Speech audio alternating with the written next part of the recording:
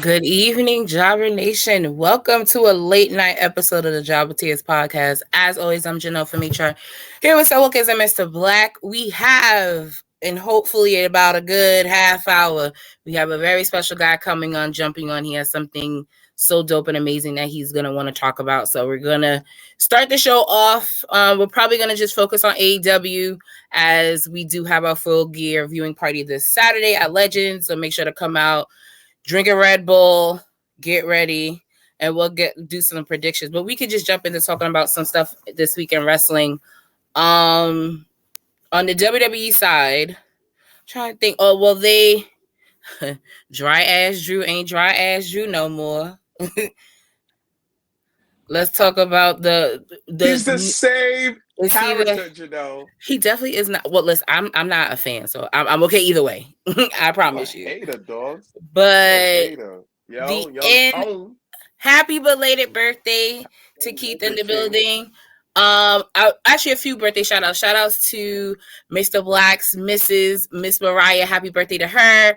Our resident homie from Philadelphia holding it down, Ralph Reigns. He was celebrating his birthday this week, so happy birthday to him. Anyone else celebrating a birthday, happy birthday. We wish you many, many more. Yes, sir. All right, now we got that out of the way. So yes, Monday Night Raw, the end of Raw happened. And what were your guys' thoughts on Drew McIntyre finally choosing the side of Judgment Day? I mean, it's just temporary. It's just this is just a side quest for him. So I don't consider this shit really long term. Right now, he's just taking us straight from the main mission. He don't want to finish the game just yet. He might, do the ice cream mission, Grand Theft Auto style. You feel me? It's just a side mission just until Royal Rumble and WrestleMania. That's it. Oh, so happily we talking about Thanksgiving, Survivor Series Thanksgiving tradition. So there you go. This is the best right now. I think it looks good. It's fun. It gives him some more things for him to do. And when he wins the title finally from Seth, which is gonna happen sooner than later. Do you think so? Yeah. Seth gotta go and continue taking care of his baby. His child gonna be his child, regardless. You gotta go back to. So how would you feel if in the midst of War Games, Damian tries to cash in? Totally fine. But it just adds layer to the story. It adds more pieces to everything. What's going on is we don't want to see the same common thing over and over again. Yeah. So now you have the potential of Damian might cash in with now that you have Drew McIntyre who wants the title. They're on the same team. So that's another factor. And this is all perfect. And then MDB 999, like he's saying, Nakamura's in the picture. Now, what's going on is we're making the title picture at Raw very interesting. We're adding more layers to the WWE championship. As SmackDown is the Tribal Chief show, we have Raw being what it is, and it's more layers to this title scene. Don't think about NXT. That's the land of Mello. Trick and Mello. They got a lot going on because this week they had the Iron Survivor. They had 2 more qualifying matches. 2 matches that I didn't even think I wanted to see and was picked by Lita, of all people. But she ended up picking Lash Legend versus Roxanne Perez, and Lash Legend won.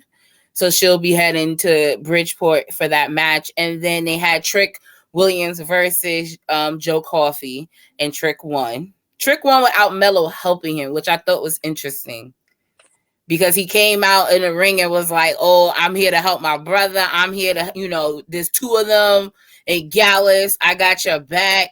And there were instances during the match where he could have saved Trick and didn't.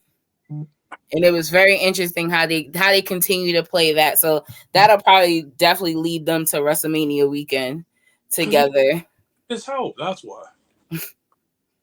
And we don't need to see her. She all right. She A-okay. Trying to think what else happened on WWE land. They announced that Backlash will be in France this coming May. You see, sexy cities. So they got, so far, January is going to be in the St. Pete, Tampa area for Royal Rumble. February for Elimination Chamber, which is the last stop before WrestleMania, will be in Australia. And then WrestleMania be in Philly. And then the month after that, Backlash, they'll be in France. Rumor has it that Cleveland will be the city for SummerSlam, so we'll see what happens with that. And then at the end of August, Cleveland's dope. At the end of August, they have the Bash in Berlin. So they're gonna be heading out to Berlin, Germany. Cleveland, but it's cool. Cleveland is cool. Like, what is there? The one, like, the dopest thing, in all honesty, is the Rock and Roll Hall of Fame. Once again, literally, they got, listen, it's a small downtown area. They got good food. They got the casino, and they have this beautiful science center that is dope. Guess what? New York got the New York Science Center Hall. New York got beautiful parks. Everything that Cleveland had. We have casinos. So what are you telling me? We barely can have Fat Tuesdays for 24 hours. So, but anywho, I got a casino right there. I can take the bus. I can walk to the casino if I want to. But regardless, it's still dope to be just in a different city, is all I'm saying. Y'all want these extravagant places. Are you going? No, Cleveland is a hop, skip, jump. France ain't a hop, skip, jump. So, but it's dope to have them in different places so people can experience WWE, for their own. Google Joker Noah read about Cleveland. Yeah. There's nothing like MD. Like, there's nothing there. But the thing about it, Ron left Cleveland for a reason. But then he came back, so don't do that. And then he left again. Yes. He got him a championship. He said, mission complete. I'm out. What is trash? No, he actually left. How's that trash? He left, won his ring, and then came back and then won them a ring. That was his job. He got Cleveland. He got the Cleveland Cavaliers, their only ring ever. Cool. Boom. I'm out of here. And don't forget, niggas made bread off of LeBron, B. Niggas eating swell. Like the belly's like this big, my nigga. This big. Cleveland has nobody there. Okay. Nobody's there. And then also, speaking of WWE and doing deals, they have a big deal with the Big 12, NCAA football. Where they're gonna host? They got WWE superstars hosting them. Oh. They're gonna be doing a belt. See, a whole bunch of stuff. No, it's great. It's great marketing on their. Great marketing, yeah. It's great marketing on their part. And that's just what it is. But once again, Cleveland has nothing.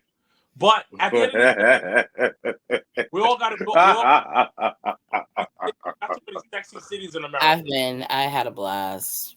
I don't care. There's sexy cities in America. What's up, Vaughn? It's not too much going on in other cities outside the main cities. And the Miz, he's from Cleveland.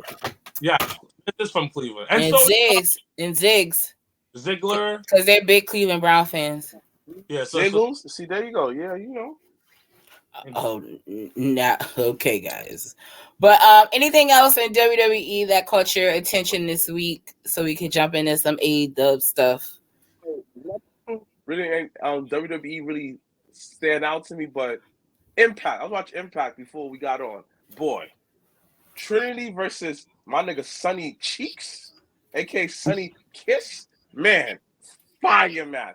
If y'all niggas not watching Impact, y'all smoking not even reefer, B. Y'all smoking dust, B. Yo, Jordan Grace is on her verge becoming world champion pretty soon. A former guest, not Trey Miguel, Maya Reed is with the Radicals. That was a pretty good match. You know, Impact is winning, B. Impact is winning. Like, if y'all tired of WWE, y'all tired of AEW, y'all tired of NXT hiding as developmental, B, Go to Impact, dogs. But you can't stay Impact. Emma, our champion is black, B. And he put on for the city. Put on. Yeah, he has a match this weekend against Jacob in Philly. They have that match this weekend, and then I think MLW. I think is here in New York. MDB 99. You said she's a muscle hamster. You're a freak nigga, son. Freak nasty. Yeah, he did say that. You said muscle. Wait, MD 8999, is that a baby picture of you or of your child? I just want to know. That's true. Big Show. I don't know how Big Show. Shout out to Stephanie Hardy. Yo, there was no reason why why the Giant was in that match. There was no reason. I'm still searching for it. Son, the way that he took that bump. He said, yeah, that's the baby picture of me. Of him, okay. I just wanted to make sure. I was like, who is the baby? But son, the fucking Big Show. Cause we watched it this morning. I got to a point last night where I just turned that shit off. Like I said, I can't subscribe to what the fuck is going on. Yo, but what was crazy is that my man didn't even make it down the ramp. If you go back and watch the match, my man was on the top of the ramp, fought with Will, and then ended up backstage. My man didn't even see a square circle. I was like, all right, cool. As a matter of fact, he didn't even change his gear. So he knew he wasn't going to go to work today. Yo, first of all, he came out in his Sunday best, thinking he was going to catch a W.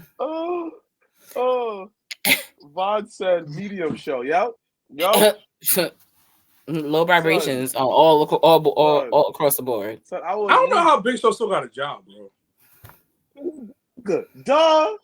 But it's not even about being big, because as you see, they test our intelligence and they wrap a man in duct tape like he's not strong as fuck and can't get out of the duct tape. Gorilla tape. That tape is I was not Gorilla tape. How you know? How do you know it was? How do you know it was?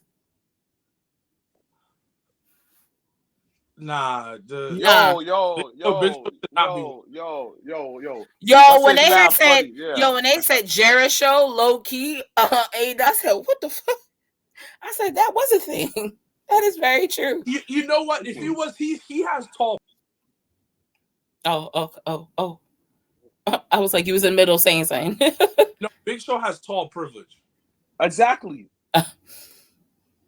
No, because if Big Show was regular height, he wouldn't still be wrestling. But he wasn't even wrestling last night. He still has a job. Yo, Big Show took 2 steps out. His theme song came on, and my man walked out and took 2 steps and stood there until Will hit him at the top of the ramp. That man didn't do anything. You got the McDonald's Wi-Fi.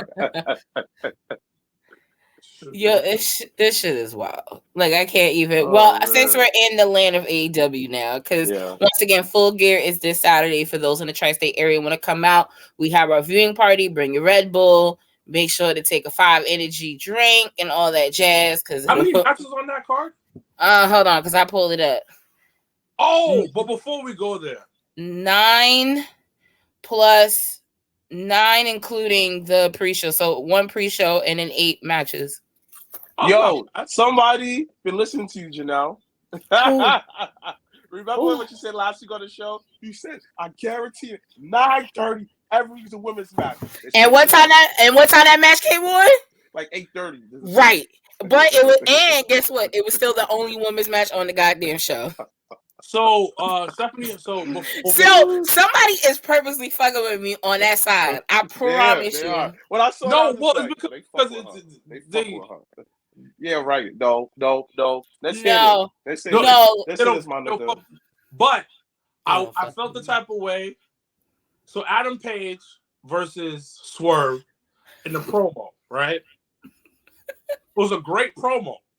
I felt it. It was good.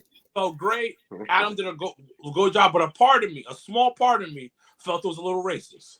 I thought he was gonna say nigga at the end. Not gonna hold you. Yes. Felt it. First he was like, nah, not be selling weed.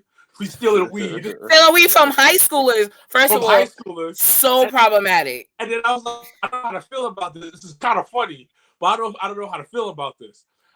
Like, if it was any other person saying it, because we know Adam Page is a progressive, he's from liberal, Virginia. White man. From Virginia. I would have been like, this is wild. No. Vaughn does have a point. A dude named Hangman versus a black man. Yes. I ain't gonna front. And a Texas death match. And a Texas death. First of all, they're not even in Texas. I hate that shit. I hate that. Like, switch it up.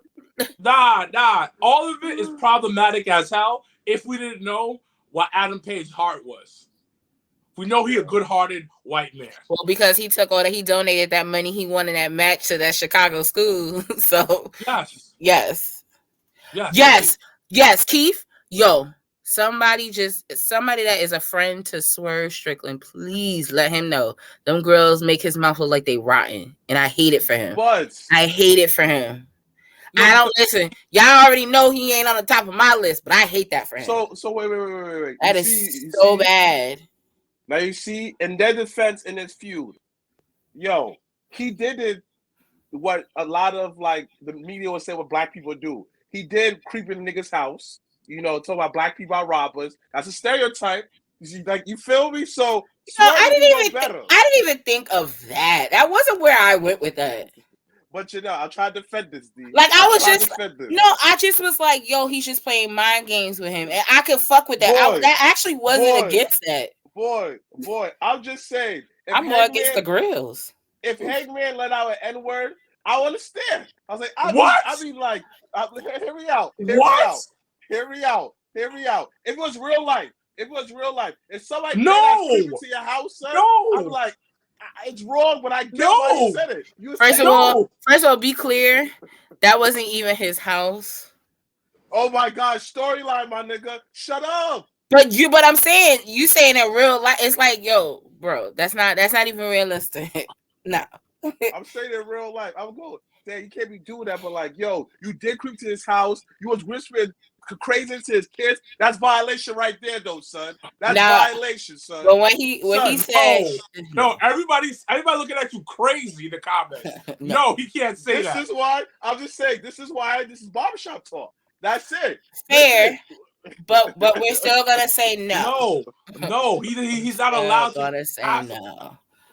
But first of all, Jesus, I don't care if he smack Adam Page mama. Adam Page did not say the N-word. I don't care if he smacked his baby. And low key, it took him like 2 weeks after the fact to come and while on that. Yeah, so you're right. It didn't even make sense. So like that's why the promo it worked, because he could only really fight with his words. So he felt like he could low blow and then attack Nana of all people. Why'd you do that? Like that was so. I loved it. Because no. On commentary, they explained it. They said Nana was in the house too, so you gotta get it. Nah, but the fact that I didn't even think about it when he was like, yo, the stipulation right now is I can't touch you, but then he was like, I can touch Nana though. And I was like, oh, that was I like, honestly, one of the best stories they got going is the Swerve and Hangman thing. I will give them that absolutely both can cut a good promo. It keeps everybody interested. Is the one thing that they've been doing right with that feud, is keeping you all right. What's next? Unlike everything fucking else, but it's what's going on. Stephanie already said it. I thought Swerve was going to steal the. Come on. And guess what? If he was about it, he should have. But it doesn't matter. He still can't say the N-word. No, yeah, we passed that. Your brother's just being silly. Exactly. Your brother's just being silly. We passed that. I'm standing on that to make sure that we all. Nigga said, just to be clear. Oh yeah. To be clear, Mr. Black likes to fuck with y'all because Mr. Black thinks a lot of shit's funny. I got dark humor. Do I think it's right? Fuck out of here. It's called barbershop talk. Anybody inside listening? Barbershop talk. We all, if you know me personally, love, son. So if you want to dig up this clip, go ahead, because I stand what I said. You know, I don't give a shit. It's fine. It's fine. It's just it's been a good ride with both of them. Hopefully, it's probably gonna be the best match on the card. I don't like what they're doing MJF. Okay, let's talk about it because.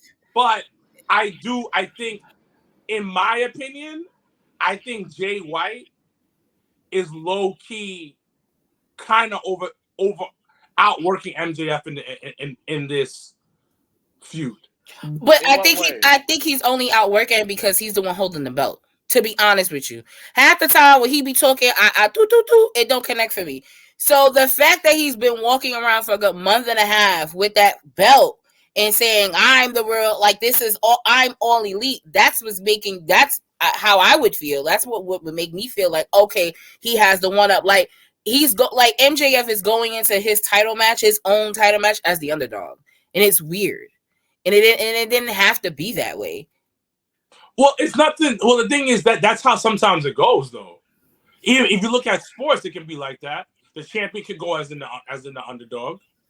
Well, yeah, like, and I get to that point, but it's still just optic wise in the wrestling world. As a champion, you got to have the hardware and you got to have the talk behind it. And Maxwell's been walking around trying to have the talk behind it, but with no hardware belt, and it's been very hard to connect that piece to that. But this problem with AEW is when plan deviates, they have a hard time pivoting. Because I think that a lot of this won't feel so stale with MJF if Adam Cole never got injured.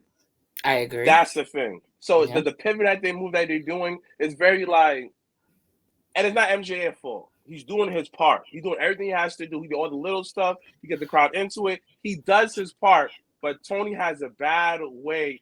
Tony is Michael Jordan of the Bobcats. He can't GM. Okay. So I have a question. So my question to the table. They once again now made a whole big announcement, contract signing for Full Gear this Saturday. Do you guys think they should have locked in Maxwell's contract first before signing someone new? No. Why? If Maxwell leaves. They'll find somebody else. Maxwell, and this is MJ. How can I put this? MJF doesn't move the needle. There's nothing. No, he does not. Let's be honest. So who does? Nobody. Okay. Nobody on that roster, and MDB 99. You're gonna love this. What I'm about to say. Because it's gonna be my about man Philip. MDB 99 from Chicago. All my Chicagoanians. The only person in the last year and a half that has moved the needle for AEW has been CM Punk. Maxwell, MJF is Damian Lillard on the blade. Nice as hell. We're gonna make it to the playoffs, but we ain't gonna make it to the conference finals. Okay, hear me out. Hold up. Because I'm gonna keep going for my football friends. Thank you, because I'm saying here like I don't know who MJF is Dak Prescott. Are you sure he's not Lamar? Nope, he is Dak Prescott. Hear me out. I get more of a Lamar feel, but hear me out. In his defense, I kind of felt that he got everything a little bit quicker than a lot of people. So you didn't have time to really craft it. For example, if he had went through the grind like how Darby Allin went through the grind to AEW, you probably would appreciate his promo role. You probably appreciate. Hold on. I felt that he got the title too quick because before he had the title, he was not wrestling like that at all. Like you didn't see me on screen like that. None of that. He was just he came, did his thing, and left. Now as he's champion, you looking like I don't think that. I just think he needs more time. Right now, right now, he's not a needle mover. I have to agree with you. He just need more time. So I think that him jumping to WWE is not gonna do no better. So you know why I think it hasn't connected for you is because when he won the title, he was still a tween, and now that they've been trying this baby face thing for him, it's been a disconnect to that, and I think that's really what it is. Because when he was a heel, when he was not champion and a heel, he was an attraction. He was like, oh, MJF's wrestling right now. Okay, I gotta watch and tune in. Now they flipped it, and now they've oversaturated Maxwell to the point where now you're just like. But again. I'm not even talking about like for me personally. I'm talking about numbers. That's fair. His numbers ain't hitting. But MJF numbers aren't hitting.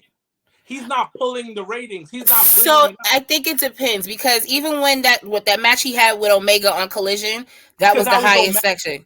That was Omega. But any other time Omega's on TV, he's not moving the needle. Yes, he is. Oh, yes, he is. The big old, and you know what? He's the biggest needle mover outside. Let's be honest, outside of CM Punk.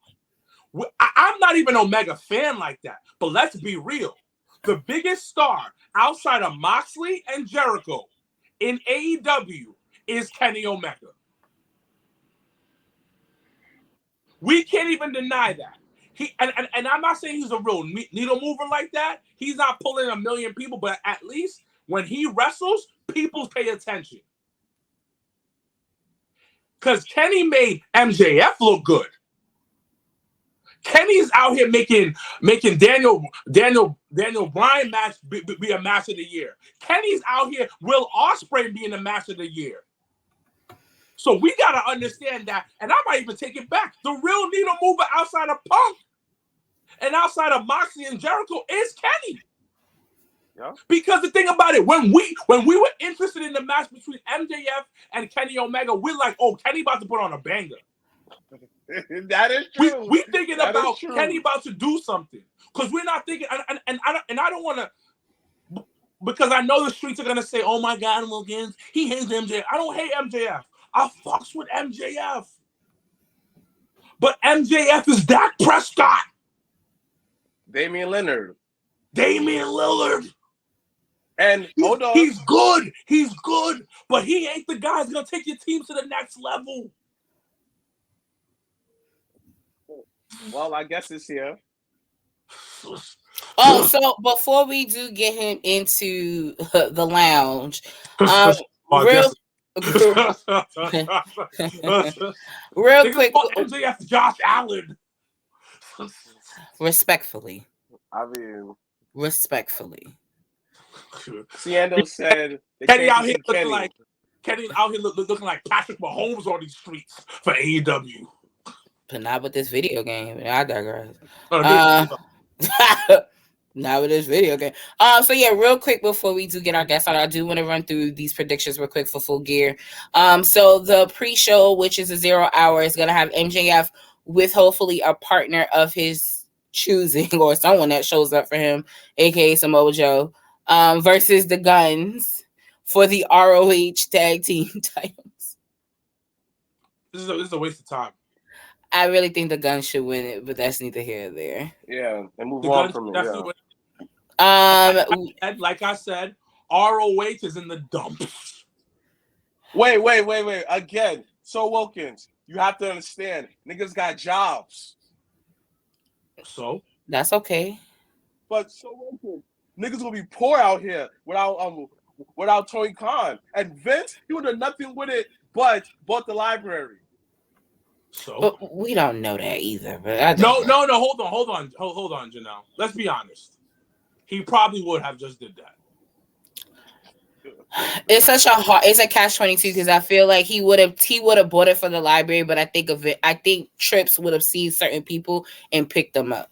Of course. And used them. Jobs. But that's what I'm saying. Like, that's what I'm saying. It's a catch-22. This one over here is just hasn't even put. You got to buy into Honor Club, which you already had to do before he even bought it to get the library. And you don't see any champion. You only see the men champion. I don't know where old girl at. Is she probably the hottest women's champion that's in wrestling right now? She got a little group now. Last time, yeah.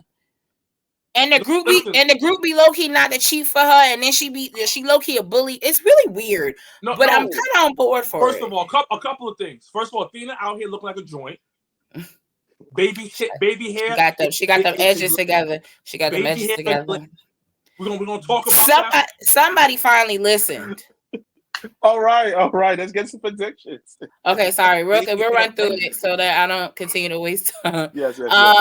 The AEW Women's World Championship, Shida versus Toni Storm. Definitely think Toni Storm should win, but we'll see what happens. Toni Storm, best thing moving in the women's division. Facts. 6-man tag, Sting, Darby Allin, and Edge with Ric Flair. You see what I mean? Why is this nigga anywhere close to the ring? This nigga gonna die. Is gonna die. Versus Christian Cage, Luchasaurus, and Nick Wayne. You see the fuckery that's going on? The fuckery. You see the fuckery that's going on? Why is this man Ric Flair involved in anything?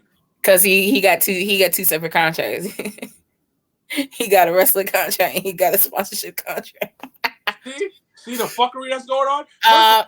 Like get in the bag. Ric Flair is a hustler, like for real. This nigga Ric Flair will never be broke. Well, he'll be broke. He be broke, but he'll find a way to get by. Christian Cage is definitely winning. Christian Cage is definitely winning. Orange Cassidy versus Jon Moxley for the AEW International Championship. Jon Moxley. Mox Cassidy. I think Cassidy. He OD'd him on Dynamite. I was saying here, like, at first, it was giving me, like, do you really like him, like, in real life? Like, what are we doing? You know, Moxley got anger issues. But it's because he can't drink. I told Michael that last night. I said, he gotta have other vices. So why he always bleeding and why he always angry? Because he can't drink. Texas Death Match, Hangman Adam Page versus Swerve Strickland. Page is gonna win so that they could be 1-1, and then they'll go and have their third match and live happily ever after. The Golden Page's match. The Golden Jets, Kenny Omega and Chris Jericho versus the Young Bucks. Yo, that match last night that they were involved in, it was a good match. Yeah. Unfortunately, I told him, I was like, I'm not really always with the flippy shit, but them niggas went in last night, and it was wild. It's they're getting better at telling a story, but it also it's the fucking it's the wrong story, but it's also it's the wrong story to tell. Like, no, like they're basically doing the storyline that they wanted Punk to be involved with, and it's just like, y'all should have just scrapped all of that and just did something different. Yeah, but it's fine. I like the Golden Jets. So if the golden, and first of all, Don Callis last night was out of fucking control. Best thing in wrestling. Out of control. Don Callis. That's all I'm gonna say. Don Callis, the Jackal, out of control. I want to hang out with Don Callis. So if the Golden Jets win, then they get the Young Bucks AEW World Tag Team title opportunity. And if the Young Bucks win, then the Golden Jets must disband as a team. Golden Jets are winning. I actually think the Young Bucks are gonna win. They're gonna eat sushi. Okay. Yeah. Chris Statlander versus Julia Hart versus Sky Blue for the TBS title. Chris Statlander winning her cold weather thick ass. Sky Blue's gonna help Julia Hart win it. I think so too. Extra. I just processed what the fuck you said. A 4-way tag team match for the AEW World Tag Team titles. Are you shaking your head and looking at me like that? No, I'm just reading this and I was just like, why are all these niggas in the ring? Like, what are we doing? So we got Ricky Starks and Big Cass versus Roosh and Dradley Cole versus FTR versus the Kings of the Black Throne, which includes Malachi Black and Brody King. This shit's a waste of time. Too many niggas. But I'm gonna go. I'm just gonna throw one out there. I think they're gonna keep it on Big Cass and Ricky. Yeah, me too. Something up, and the only reason why I think that is just that to build legitimacy to this team. I think Big Cass is liked behind the scenes. I think Tony Khan likes him because he doesn't have too many big men. And Ricky Starks is Ricky Starks. I think they're gonna keep it that way. I agree.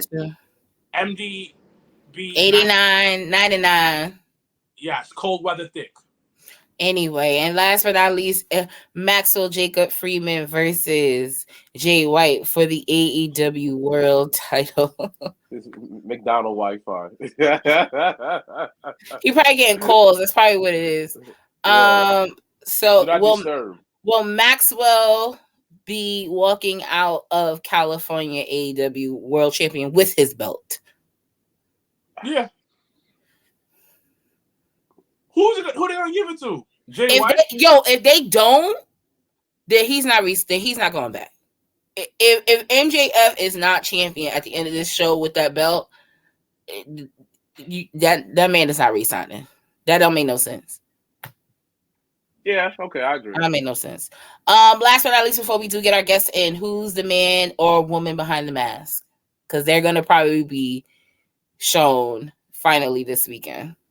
I think it might be CM Punk. So apparently it's somebody that is an active person on the roster. Oh. Even though Philip has been trolling both sides of WWE and AEW on his Instagram, it has been wild. But I don't think it's Philip though. I think it'd be stupid if it was. Adam Cole. Yeah, okay. Sienna said the same thing. Sienna said Adam Cole. What do you think, Mr. Black? Okay, I'm still sticking with Jungle Boy or Britt Baker. I think Britt would be the shock value, but I think Jungle Boy would be the smart thing to do. Yeah. Especially him coming back from a suspension like that. But all right, now that we got through AEWs, on to important stuff. This gentleman that's going to be entering our lounge is a good friend of the podcast. Yeah.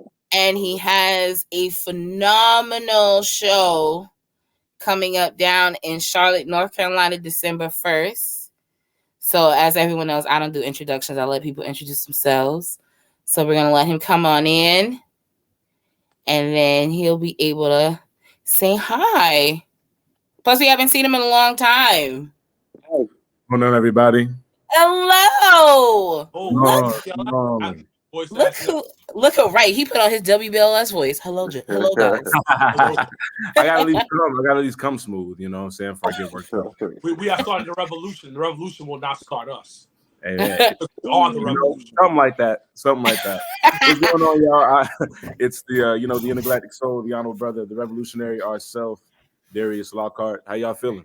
How are you? We are good. We are super excited not only to have you, but also to talk about your show and everything that you've been doing down in Charlotte, North Carolina. As everyone knows, we have a big family of guys and girls down in the Charlotte, North Carolina area, and also South Carolina too. And we are super excited to hear everything that you've been up to, because you've been in your hiding stage. So, but now you're coming back in a very big way.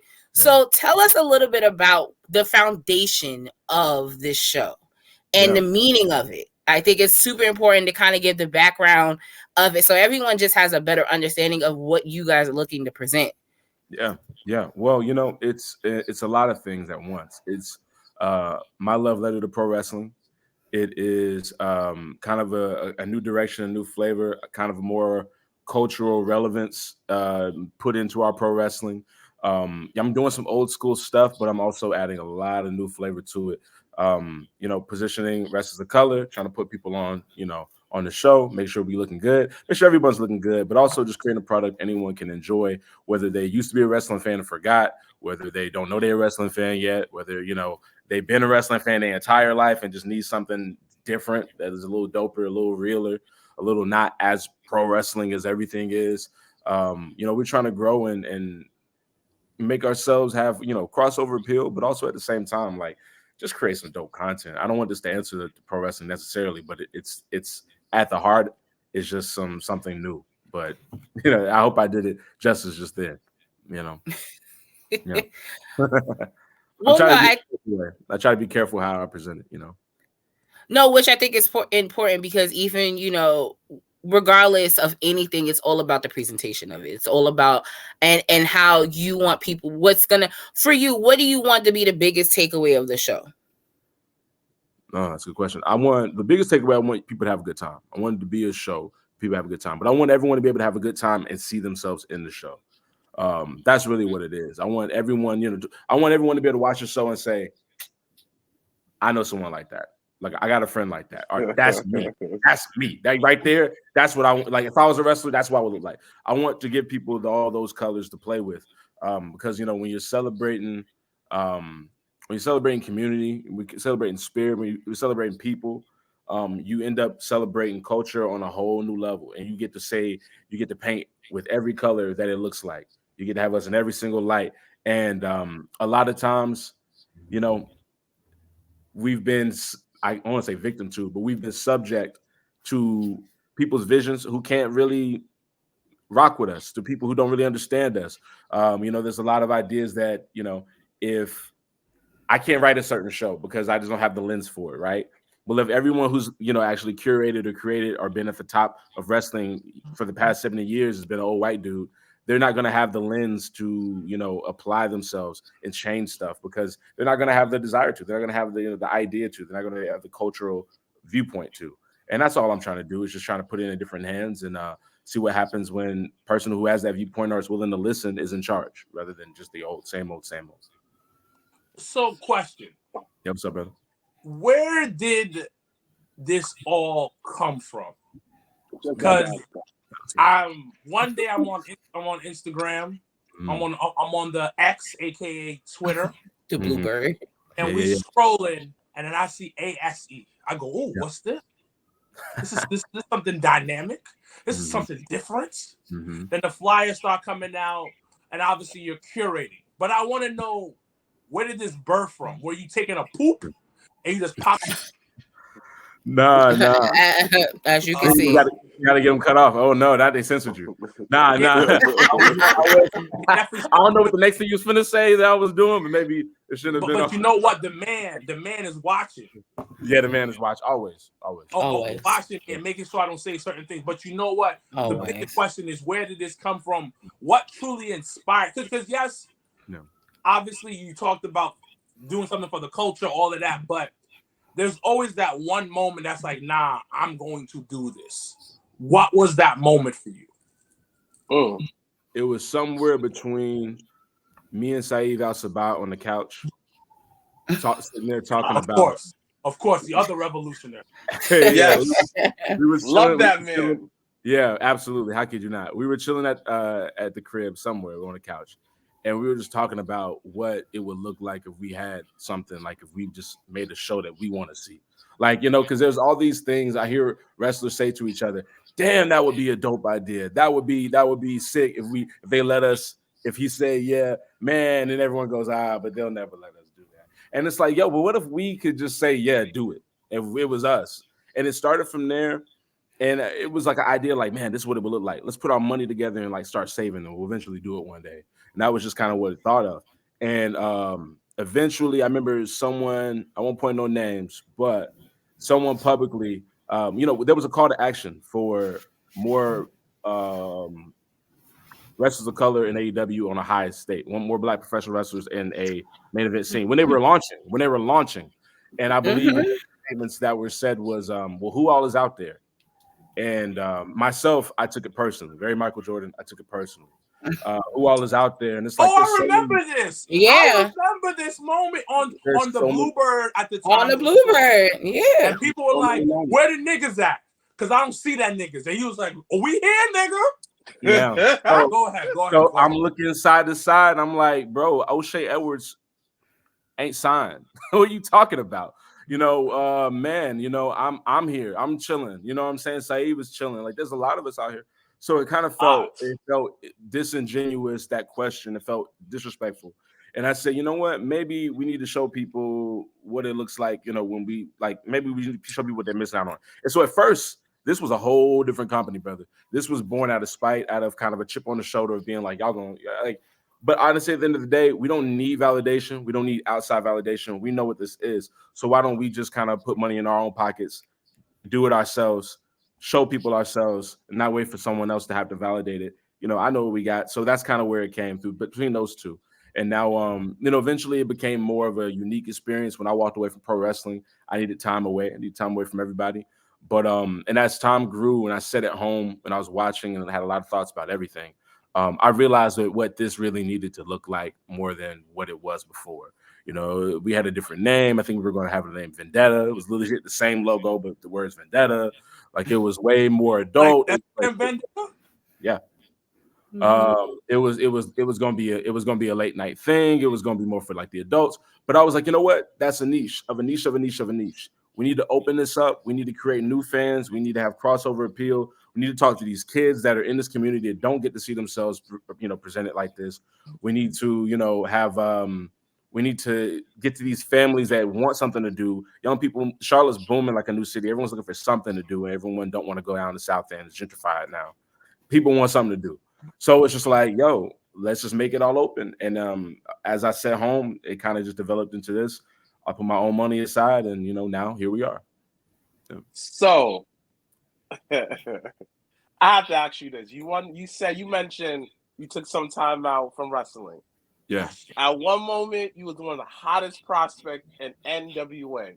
Yeah. Brother, man, that promo run chills, B. I still watch that every morning to motivate me to say that I'm going to make it to this day. Brother, man, that was motivational, brother. It's affirmation, brother. You have to affirmation as a promo. Thank you. And that's what Ashe is. Ashe is affirmational. You know what I'm saying? The word. But go ahead. Yeah. Then what happened? Yeah, that's the question, right? So it was a choice. It was my choice to slip out. I came in, they had plans for me in the junior division. They said they want to, they kind of want to build around me. And I was very open to that. I was like, that's dope. That sounds good. Do I have room for growth here? I know maybe you like your heavyweights to be a certain size. That's why you want to start me off here in this division. You need people to build around. That's two birds in one stone. Someplace I fit, someplace it makes sense. And I can get the rub by helping y'all build y'all's company back up because, people are paying attention. And if they're paying attention to me, it looks good. So I showed up. I was told three things with the promo, tell them this, tell them that, get over. Like, that was it. That's what you want you to do in your promo. And I like to think I did that. I cut the promo. You don't think you did that? Yeah, you did. I did that. You know what I mean? I did it, and I don't think I don't know if that's what they wanted at the end of the day. Because as we went to the finals, I was calling more, and I was like, well, not calling more, but I was really like, I wouldn't hear anything from them. And I noticed that they weren't promoting me. And when I wasn't on TV, they legit were not talking about me. So I go, okay, you telling me you want to build around me. You telling me this. Where are we going? What is this leading to? I wasn't given a good answer. Never was. Every time I asked. I was going to say, did they ghost you? Because that's what that sounded like. No. It was just very much, we don't know what we're doing. We don't know what to do with you. We're trying to figure things out. We don't know where we're going. And as I got to the day of, I had to sit down, talk with Billy Corgan, and we had to talk about, what this looks like for me. What do you need? What does this look like for me here? What do I want to see? And I was told, I was told to my face, the thing everybody wanted, he was not interested in telling that story. He didn't want to touch it, didn't want to do it. Then he proceeded to find every excuse in the world. But then have Tyrus as your world champion. I need somebody to make that make sense. So let's rewind. Let's rewind for the people who can't need that to make sense. So let's rewind real quick because I need to understand this. Come out. You put the fire on the promo, right? Correct. Correct me if I'm wrong. Wait. Backtracked it. They told them a couple of things. Hold on. Let's backtrack it even more. They go, ring, ring, ring, ding-a-ling-ling. Hey, Mr. Darius. Yeah. We need you to cut a promo. I need you to say these three things and get over. They showed me the day. You said those three things. Yeah. The day of. Yeah, a couple hours before, actually. Yeah. Oh, hold up. They called you right before the show. Well, no. I was there for the tapings. I wrestled 2 matches before. I won my 2 matches respectively. The next day, I didn't feel really well. They didn't really feel comfortable throwing me on the card. So they said, hey, cut a promo. Say that, tell them, that you won't be participating tonight. Tell them there's a new show and get over it. And I said, that was 2 hours before the show. I said, okay, you sure? Like, that's what you want? What do you want me to say? Just get over it. I said, okay. I went out there and did my job. So you did the job, but you did it too well. That's what I'm hearing right now. Overachiever over here. You didn't get an A. You got an A++. And with extra credit. Thank you. Yeah. And then you didn't fit the company's mold per se. Is that what you're saying? No, to Billy Corgan's. That's basically what he told me. He told me that he didn't see me in that light. He didn't know really what to do. He didn't really, he heard all the buzz, but he couldn't let that, alter the situation because I think the phrase was, the fans can't book the show. I have to book the show, which I understand to an extent. But, you have to give people what they want at the end of the day. And that was a lot of buzz coming in. How else was he going to get asses and seats? What are we talking about? But Billy Corgan that's asking for money right now for NWA. I'm not saying boss. Hold on, Darius. You don't need to say nothing. That's karma. Oh my God. Drink your water. Darius, that's karma in its finest form coming out because now he out here begging people to not come in the day before so he ain't got to spend money on them. He already listen, and you already Nick Aldis low key had already ripped him without ripping him. So we already knew. Hold on, ladies and gentlemen.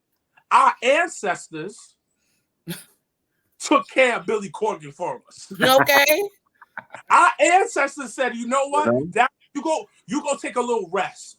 We're gonna take care of you. We're gonna make you have a great show for you. But Billy, that's your ass. So our ancestors who sacrificed so much for all of us, they did the job.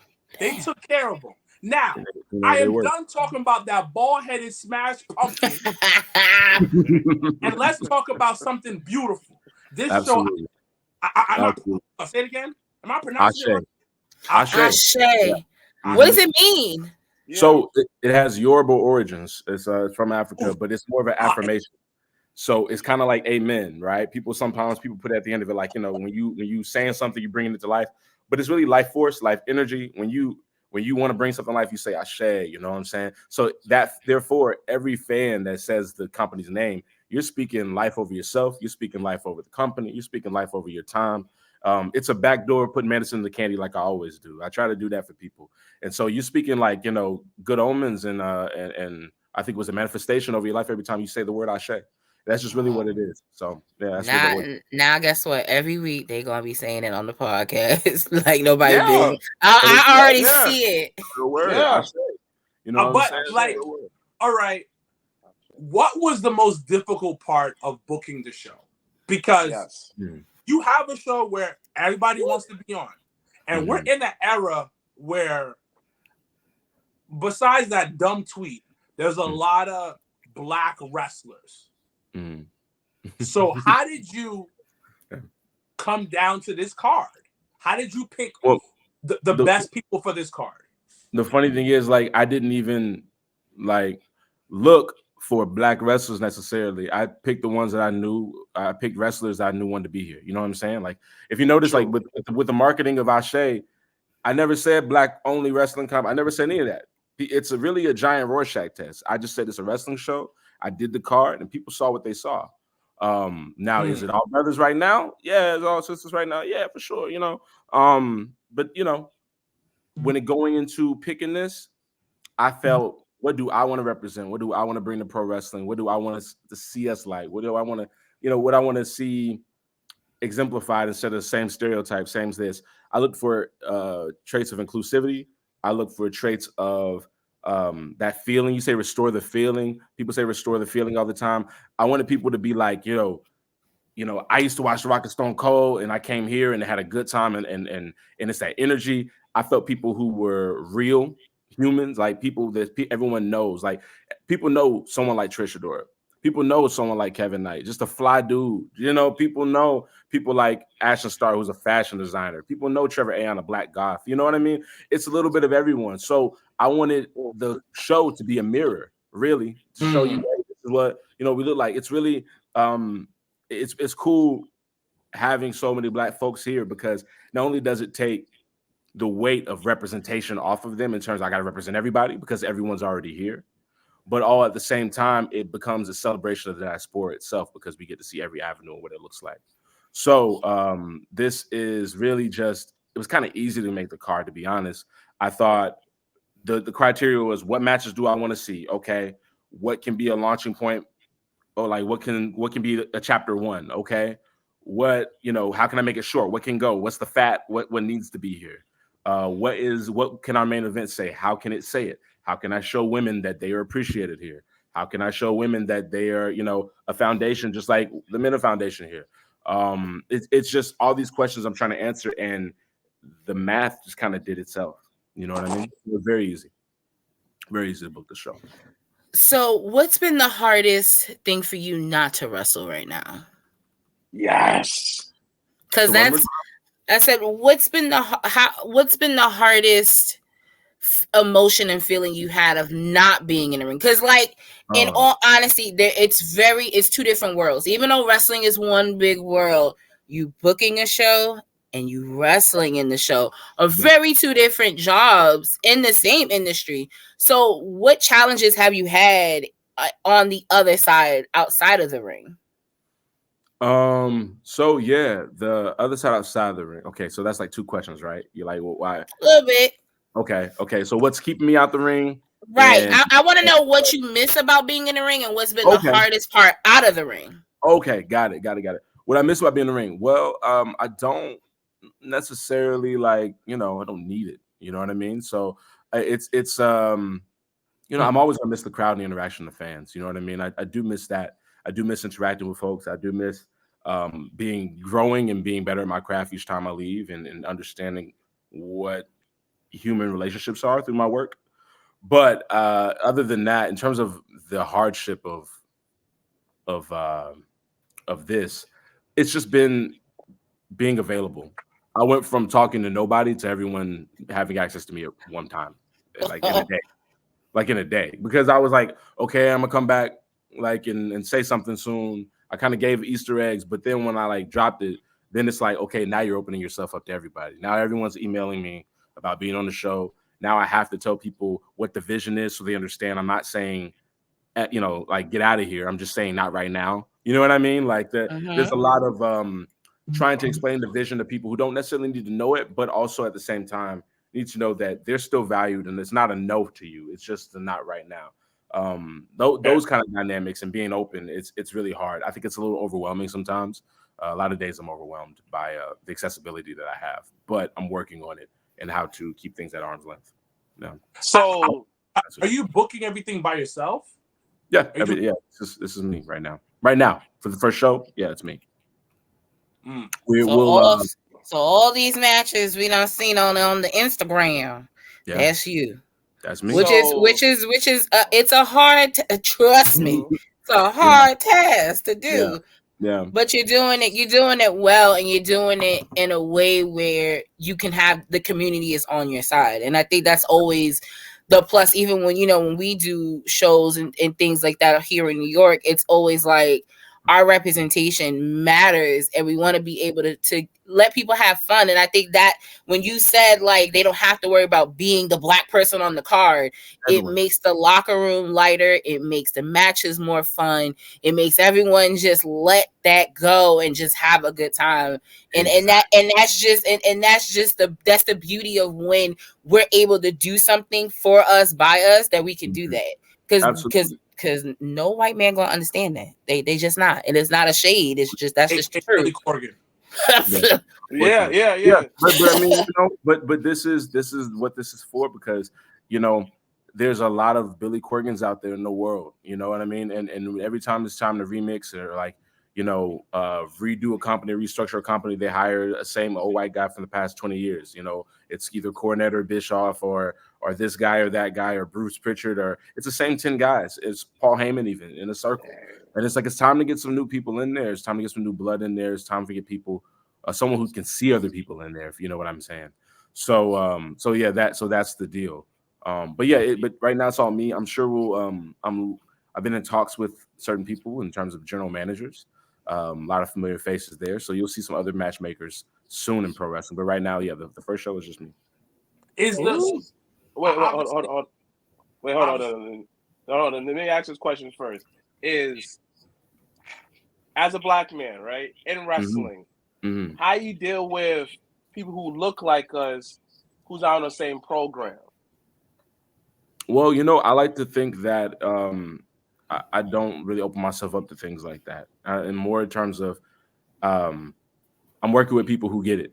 You know what I mean? Like the people that are on the show, I have a rapport with them. They have an understanding. There's a back and forth. There's an understanding of what we're trying to build here.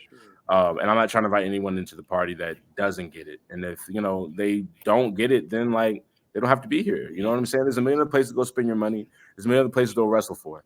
Ashe is just my place. Like I said, I don't really want it to answer to pro wrestling. I think it does itself a disservice if it's just another indie.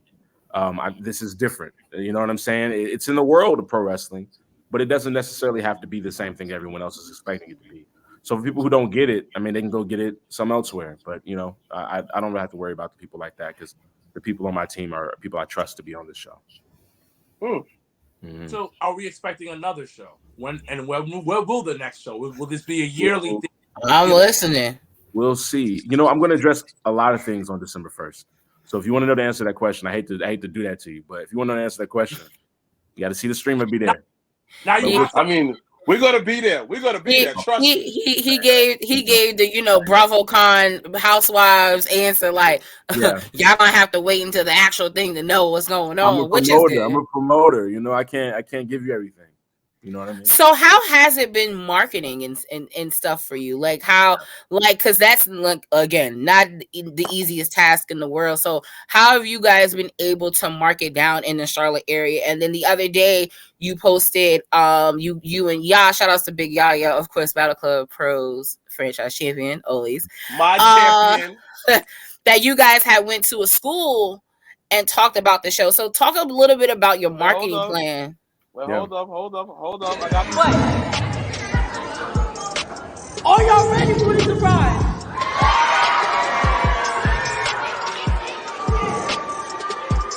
I'm going to need everybody to get on their feet and give a round of applause because I am trying to introduce the revolutionary, Darius Lockheart, and the ASE crew.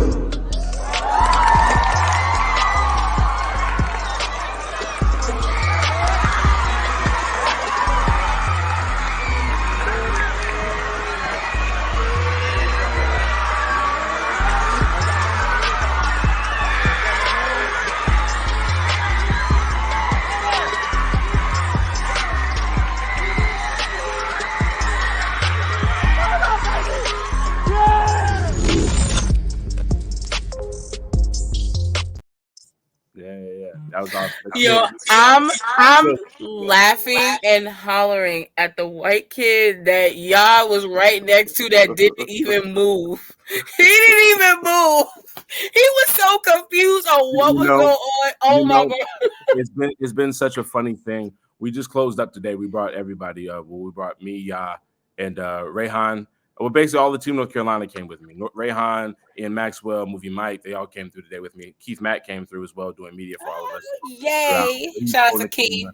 And all the boys. There's a mixture, but there's a mixture of so many kids in there that half of them, each assembly, I would say maybe 75% of them go up.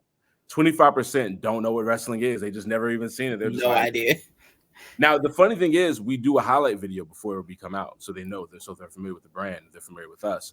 So the highlight reel, the commercial, which basically commercial everyone sees, that gets a pop. Everyone's cheering during that moment. That's so funny because everyone's like, whoa, we've never seen Hurricane Rana. We've never seen a girl clothesline a guy.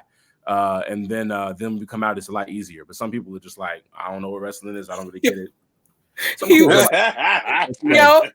so stone faced. I wish, go back and see that clip. He was so like, the fuck is this? Middle schoolers, bro, they're so hard to impress. That's why they are. Every reaction. Middle schoolers are when they start to be too cool. Like, yeah. No, and that's exactly how he was sitting there. And I was just like dying. I was like, my God. Probably the one that's gonna ask his mom and dad to take him to the Can I go? Yeah, like some of those kids who were doing like that, in the chair today came up for a picture with us, stood in line to wait for a picture, and took the picture like that too. I love what you guys are doing, which is you're pulling a very business style move, getting the kids to come and see it. Low key, it's a WWE move that you're doing. Low key. Very much, hey, you're getting them into wrestling very early, and you're showing them wrestling in a different light very early. Mm-hmm. So when I saw the video, you guys, I was like, yo, this is the smartest thing. I popped. I was like, that you guys could possibly do, because you're showing wrestling to a younger generation and the future generation, which is going to be the ones who are going to buy tickets, who are going to ask their parents to go. And as we get older, because we're all millennials here, we're slowly moving out of the influencer range. Yeah. If that makes any sense. The range where you're influencing the people to buy and everything, and what companies are going for. So when seeing you guys do with the young kids, they go, oh, wrestlers are not just white dudes with long hair. Mm-hmm. They could be a brother with a Caesar, a brother with some locks. Mm-hmm. Oh, I want to see that more. And then other companies, bigger companies, are going to be like, oh, this is what the kids want to see. We got to put this out more. Mm-hmm. What you guys did was like top tier marketing. Mm-hmm. I want you guys to give yourselves a round of applause on that one, because you really did an amazing job. And it's also just showing somebody that looks like us that, oh, I can do this too. Yeah. You know, one person that I think y'all two should definitely link up. He's from New York. His name is Mr. Perry, and he's I think he's a dean now, and he has a wrestling. It's called TWC. Yeah, the wrestling club. Yeah. And so definitely link up with them. Yeah, someone had talked to me about doing that. It's funny, at this school that we went to, I did a wrestling club about maybe 2-3 years previously. I just did it quietly. I did something I did in my free time. I would come every Tuesday and Thursday with my teacher. Quietly. But we worked together, and that's how I kind of got infrastructure with the relationship with the school. I was a student there, obviously, when I was 6th through 8th grade. But I did the wrestling club thing, and then when I was trying to come back and promote ASE, but also think of ways to give back, because ultimately I say community a lot in this branding, but it's not just I'm not subbing the word Black for community. I'm actually talking about community. Like we're saying, Charlotte is I'm using Charlotte artists, Charlotte DJs, Charlotte people. There's Charlotte cameraman backstage. You know what I'm saying? The performers from Charlotte. So I'm actually so reaching out to Mr. Milligan and going, hey, how can we help the community in this way? We donated $2,500 to the school as well. We went there, and it just became an easier relationship once I already established a relationship with them. So yeah, it's good marketing. I did go to school for a little bit of marketing, but at the same time, it's part of our almost, I want to say, pathos or ethos to act in this way as well. And we are thinking about the same things you're thinking about in terms of getting the kids from a ground floor and changing their perception of what reality can look like, especially when we're coming there and telling them about something as broad and tangible for any person as a dream. You know what I mean? We're telling them you can chase a dream. We chase stars, and look where we are. We're making our own thing. We've been around the world. Ya's a champion. Rayhan's a champion. These guys have been places, and you can do it too, because we're all right here in Charlotte. Ya, New York and Charlotte, but but we're right here. It does get to do a lot of cool things, for those kids, and seeing their reactions and the stuff they said to us on the way out kind of validated that. So I was happy to be able to have this moment with them. And thank you. I agree. It definitely helps us long term, if there is a long term, So it grows the ethos. It grows the ethos of what you guys are doing. It's like I said, it's a beautiful thing. When I really saw it, I was like, oh, what is this? And you guys did the number one thing I saw was it makes everybody go, yo, what is this? Yeah. That is the hook. Yeah. The hook when everybody's going. That's wrestling. He'll pop back in. I promise.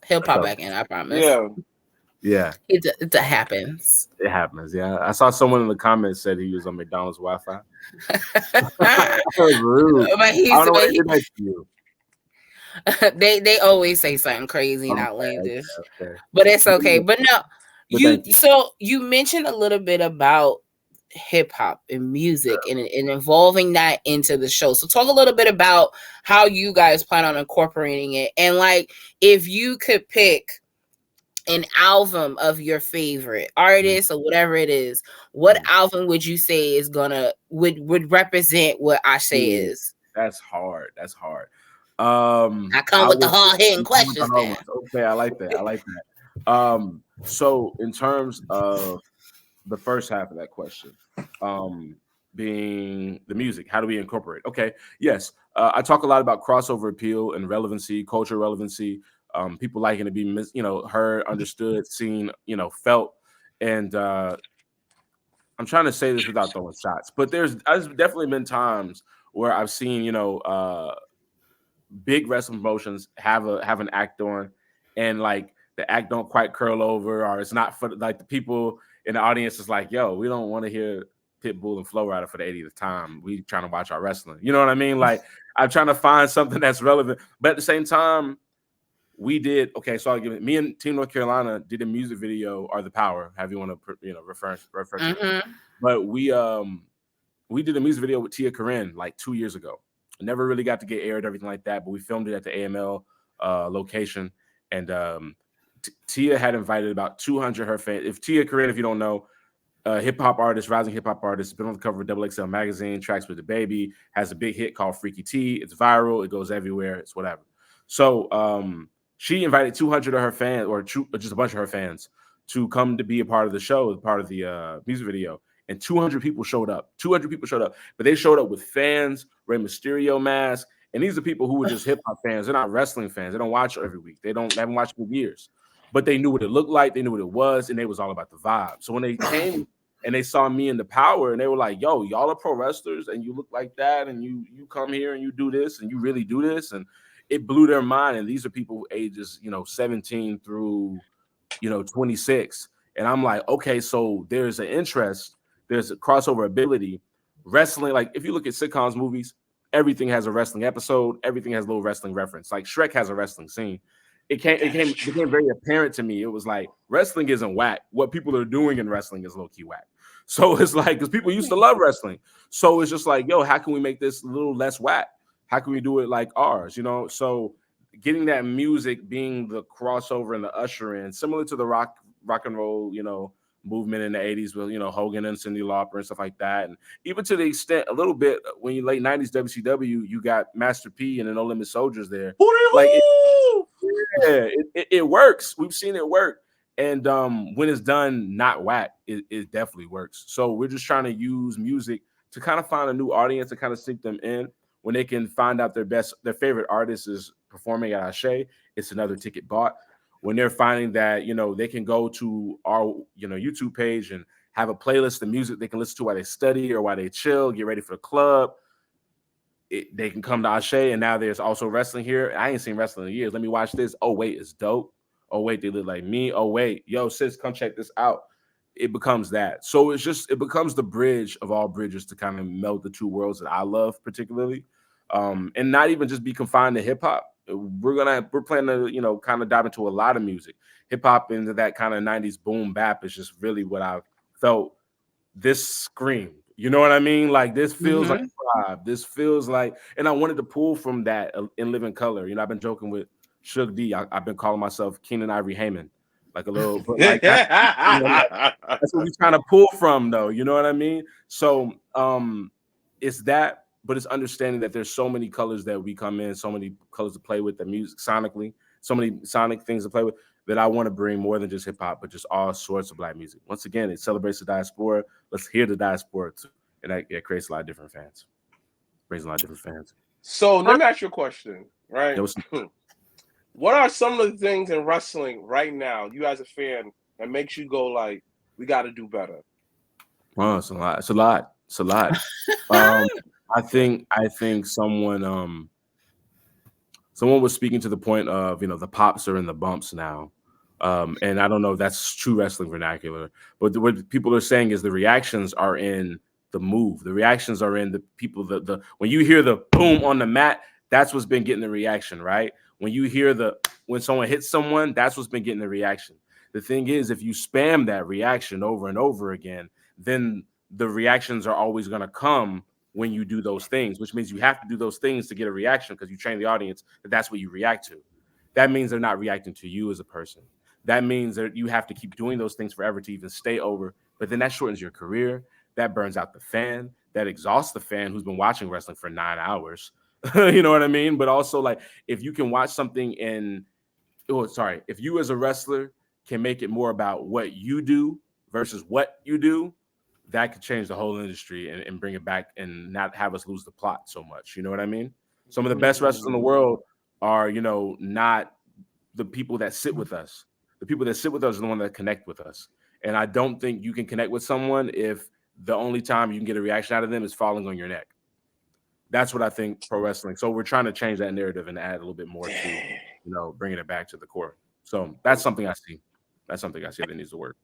I do believe that the album for you guys, I don't know if you Oh, yeah. I didn't answer the question. Well, go ahead. Are you familiar with Rapsody? Absolutely. Her Eve, that album represents our savior. That is pure dynamic of what I don't know if you have ever heard that album, but I didn't listen to that album. The last one I listened to like thoroughly front to back was, I think it was She Got Game. Sorry. Okay. It was her 2013 release. Outside of that, it's stuff I just hear every now and then from Rapsody. But I was Eve was her like more of a. So every album is named after a prominent Black woman, and every song is named after a prominent Black woman. Okay. Or woman of color. Like she has Oprah, Cleo, like different. My favorite song on there is Cleo, but it's it's an album about women in power, but it's like what you guys are doing, and it has that boom bap feel, and it's that black and white type of feel on it. But take a listen. That's what I say. That's what I got from it. I will. I'll listen to that. Yeah. Honestly, I think there's a little bit of every album. There's a lot of. I hate to say that, but there's a lot of albums I'm pulling from. D'Angelo and the Black Messiah album was like the Black Messiah album. That was a blueprint for my personal career. So was The Paper Butterfly by Kendrick Lamar. That's what Darius Lockhart is. But when I take elements of me and that and throw it in there, but I would throw in Midnight Marauders. I would throw in some Little Sims projects. I would throw in some before the anti-Semitic stuff. I would throw in the Kanye stuff. I would throw in there's a lot of Kanye in there. There's a lot, but I will listen to Eve, and that's cool. I'm gonna dig that. I'm gonna check that out. Yeah, Cleo's my favorite song on that, which is about basically going up against the grain of everything, and I'm gonna be who I am. You ever listen to Salt? I've heard of Salt. LT, yeah. That's a big influence on Ashe too, I will say. Okay, I'll check them. I'll check it out. Mm-hmm. You fuck with Jean Grey? A little bit. I rock with her a little bit. Same, a little bit with me, but they're on that same like. I got a project saved on my phone, but it ain't. I can't spit a verse by Jean Grey right now. You know what I mean? Like, I can't spit a verse either. I did go to a concert. Yeah, but like a lot of her contemporaries, I do listen to hard. Like Quelle Chris, I listen to him hard. I know that there was the homeboy Sandman used to make some joints with her. Like her contemporaries, I'm valued with. But yeah. But we're super proud of you, man. When it popped up, we all was like, it's about time. I gotta go. Yeah. And in all honesty, it was just like, how do we, I always tell people you don't always have to physically be somewhere to support somebody and vice versa, things like that. But baby, when you had our hometown guy, your other Darius, going against Gresham, I said, I got to go. You know what? You asked me earlier how hard was it to like do the card. I think that was one of the easiest things because the dynamics of being like, yo, what do I want to see? What would I want to see? As a fan? What should have happened years ago that hasn't happened yet? What would I dream about if I could play, the ultimate game? And it's like the Trish versus Aja Khan came up and Darius versus Gresham was like, duh. Why would I not book it? You know what I mean? And Darius has been on the cusp of breaking out for years, and I've just been waiting to see it. And I just feel like we all have. If I can just push him a little bit further, hell. Like, get him in front. Like, and I feel like there'll be a lot of eyes on this. Who knows what this could do for Darius? I just hope that it's his turn to break out. And aggression, him tear it up like another win. Are you guys streaming? I'm sorry, one more time. Are you guys streaming it? Yeah, we are streaming. Yes, they are right there, yo. So yeah, Right so as Right we there. wind down, let the viewers and listeners know about the card, where they can get tickets, everything for the show. This is your time to plug the show. December 1st, Charlotte, North Carolina. Go for it. Yeah, December 1st, Charlotte, North Carolina at the Grady Cole Center. ASE Wrestling is going to have our debut show. We have Luke performing from Dreamville to open up the show. He's doing a tight little set. Thank you very much for that graphic. There you go, Luke performing from Dreamville. People, familiar with it, Under the Sun. The Creed 3 soundtrack. He's been on that, Grammy nominated. He's doing his thing. Then we're kicking it off. With the matches, 6 tight matches. Kevin Knight versus Josh C. Frontman Ja from Minnesota. There you go, Josh C. versus Kevin Knight. We got Kiera Hogan versus Charity King. Woo! Shout out to Charity King. I love her. She's been tearing it up in Texas. One of the strongest women on the independent scene right now. Absolutely. And Kiera Hogan, very underrated and undervalued. Almost, everywhere she goes. And I just wanted to help that out too. Kiera Hogan's so awesome, and she's joined us. She's coming from All Elite Wrestling, coming straight here and then taking off the next day. But I appreciate it for that. Then we got Darius Carter versus Jonathan Gresham. That match is going to be incredible. Dang, I don't have that match. We're on the road.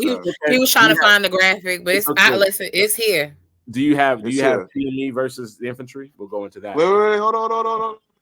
I got it. Hold on, it's loading. All right. Boom. There you go. Jonathan Gresham versus Darius Carter, 2 of the best technical wrestlers in the world. I can't wait to see what these guys pull out of each other. Gresham, iron sharpens iron. Both these men are very they're just as iron as they come, iron-hearted as they come.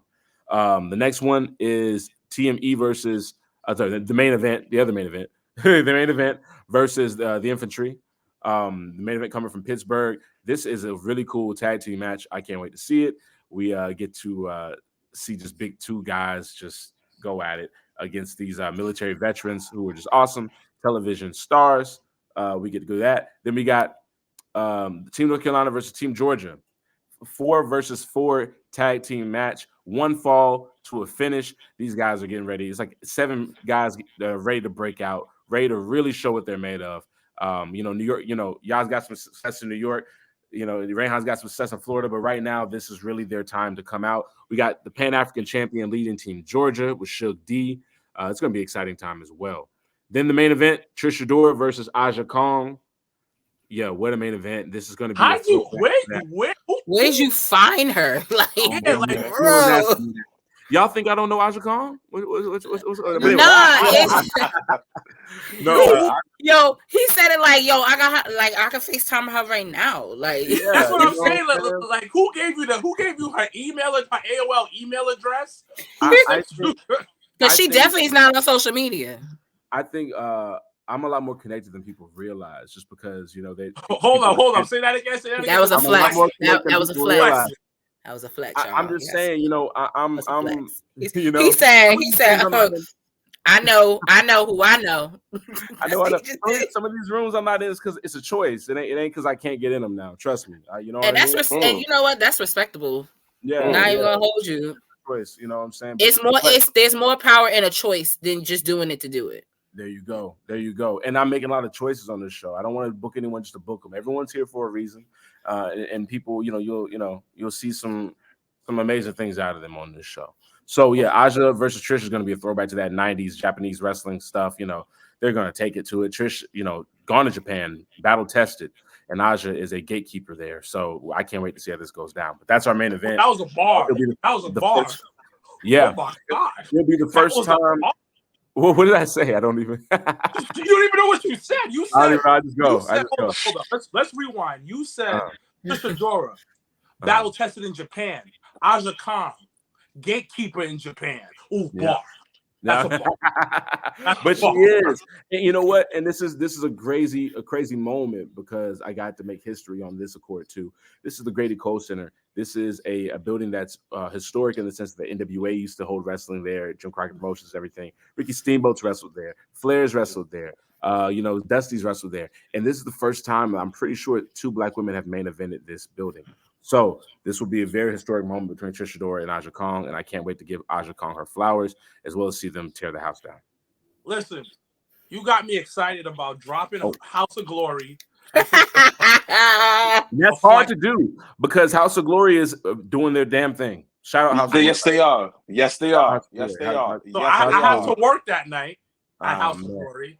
So I don't know if I'm gonna play hooky. It's okay. He gonna be like, the Royal Rumble. He gonna be the 30th entry if anything. I feel it. Sometimes because now he getting FOMO because the both of us is going low key, and I know that's another reason why. Of course. But myself, along with Mr. Black, will be in the building representing the Jobbertears podcast, but also just coming in and showing up for you guys the way you guys have shown up for us. Like, I wish I can frame that picture of all of us that we took at Ridgefield Park when we all, because I gotta find it and get it printed. Wait. I have it. Hold on. But it's one of my favorite pictures because just to see the growth of every single person in that picture. It's a blessing. So I'm super on behalf of us. I'm gonna say there's some throwbacks. I can't believe it, yo. Okay. There's so much about this show that I've forgotten. While he's looking that up, I forgot to mention because there's so much jam packed in the show. I can't believe I didn't mention it. Chris Lee and D'Lo Brown are on commentary. The show is hosted by Big Swole. Hold on. Billy Dixon is appearing. We Gerard Bonner is on our broadcast team. This is going to be a crazy night. D'Lo's voice on commentary alone is going to set it off. Like I said, Big Swole hosting it's going to set it off. This thing is lit, and I do have to tell them where they can watch it. I did not get to say that. I'll make it quick. If you go to ASEWrestling.com, you can watch online by going to Watch Ashe, and starting November 24th on Black Friday, there will be a link that you can purchase. What you'll do is you'll go there, purchase the link, download it, and then you click on the link, and it'll send you straight to the live stream that will be happening. Awesome. So it'll be available November 24th for only $10. If you want a ticket, if you want to come in person, ASHEWrestling.com. The next tab over is tickets, and then you can go and get them there. There you go. I got 2 pictures for you. This is the first one. Yeah, my boy Trevor. Throwback. Of course. Let's go. Of course. And this is the second one. Yeah. Like my favorite picture of all time. First of all, Ray out here looking slimmer than a Snicker from that picture. Y'all got about 5 years older than in that picture. You got Impact's own Savannah Evans in the picture. And you got Ashe's curator himself, Darius Lockhart, in the picture. No, but it's one of my favorite pictures because, like I said, you guys. Don't forget about you, Janelle. Listen, it ain't about me. It's cool. We all doing good. But that's what I'm saying. That's what I'm saying. So, like, that picture just represents. It just was the beginning. It's the foundation for all of us in our family, our wrestling family that we hold together. So, like, it's just super dope to now fast forward to December 1st, 2023, and to be able to see, your baby being born. Basically, like, it is definitely. Listen, and my one advice to you is to just take a moment and enjoy it. Oh yeah. I know it's gonna be busy. I know you're gonna be running around. I know, but there's just take one moment, no matter what the match is, and just stand there and enjoy that moment because you can't get it back. And that was the one thing I made sure we did when we did Jobber said the first time. I said everybody just gotta have a moment and just take it in because the hard work pays off. People are going to appreciate the product. You're going to change someone's life December 1st. And I hope you got to understand, and that's a lot of weight on somebody, but it's also just a beautiful thing that you're going to be able to inspire so many people from this one show. So we hope that this is not the first and only, even though I know it's not. But it's going to be the first time. It's going to be historic. It's going to be fun. It's going to be exciting. So those, once again, in the Charlotte, North Carolina area, or just even in the Northeast, December 1st, Charlotte, North Carolina, Ashe is there. Be there or be square. Any last questions you guys want to throw or any last things you guys want to say? Lock. You've been part of my wrestling career from the beginning, man. You and Yaya gave me my first interview. Like, I got my first merch off of you, off of the Direct Wrestler. you allow me to be part of your show, even a small bit you gave me. I don't care. Like understanding, like I watch your growth. You're one of my favorite wrestlers. Like your promo, I deadass listen to that when I'm down. Like that promo is excellent, and understanding like how much like watching your growth, watching we get iteration from where my whole thought process was not about this black people, but community. The time that we talked in DC, you said community based, and I see how everybody just like he gets this all about community, and the fact that what you're doing right now, where not one time you said black, but let's bring it as a community. And I don't feel like this is just a black show. I just feel like this is a show just for the people, something for everything. Like even you as a character, everyone in there, like everybody's gonna like Darius Carter. You bring him to North Carolina. I was like, come on, he's meant for that area.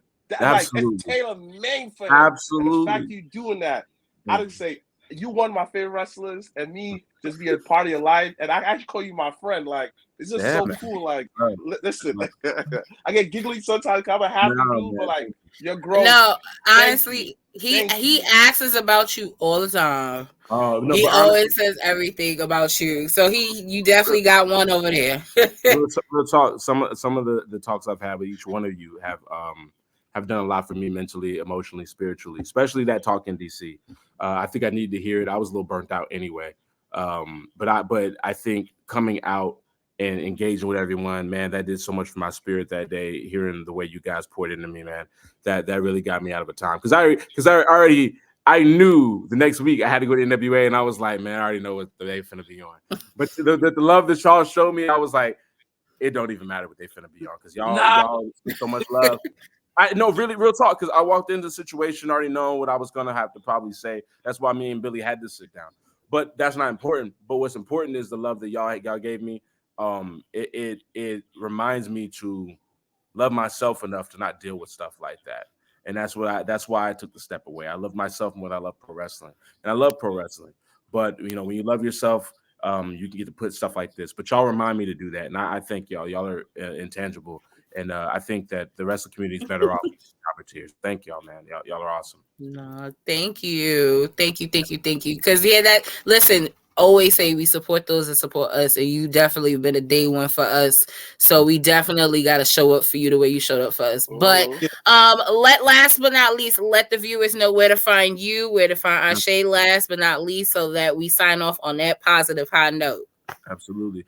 You can find me at DLockPro on Twitter or X, at Darius Lockhart on Instagram, DariusLockhart.com if you want to know more about me or get a link to all those things. You can also go to ASHEWrestling.com. If you can find us on all social medias at Ashe Wrestling. Find us on YouTube at Ashe Wrestling. Please subscribe. It helps us get to our goal of 1,200 viewers, 1,200 subscribers. And we're giving away free PS5. So find out how you can do that too. You can find all the information. Oh, word? .com. Yes, we're giving away free PS5. All you have to do is subscribe and interact with one of the posts. So there you go. That's about to go. Listen, that's about to go down because somebody I know won a PS5 for Christmas. So, listen, all you gotta do interact. Save me some dollars. Any of the Ashe PS5 posts, you comment, put hashtag Ashe PS5, anything like that. You see anything like that? Hashtag Ashe PS5, tag 3 friends, and subscribe on YouTube. You're in there. Oh. You might be able to win the PS5. It's all free. Just support us. I feel like I need to put somebody else's name, because if they say my name, I feel like everybody's gonna be like, it was rigged, and I don't want it to do that. So I may ask somebody else to do it, because I don't want to be that guy. The winner's definitely picked at random, but we're not gonna pick it till we get our subscriber goal. But thank you guys. No problem, brother. No, thank you for joining us once again. December 1st, Charlotte, North Carolina, Ashe Wrestling. It's going to be an amazing night. Last but not least, once again, we will be at Legends this Saturday for Full Gear. So once again, get your Red Bulls, get your 5 energy drinks on, and come out and hang out with us. It's one of the last few viewing parties of 2023. Woo! The year is ending, so make sure to come out. As always, I'm Janelle from HR here with Sir Ruckus and Mr. Black. And once again, thank you so much to Darius Lockhart for joining us this evening on the Jobbertears podcast. As always, Black Excellence, hashtag we are. Got the hands in motion. If you go with rolling, no need to focus. Traveling states and over oceans. You gotta wait till your coast chosen. Trying to have lines outside the show like Harry Potter releases at Barnes and Noble.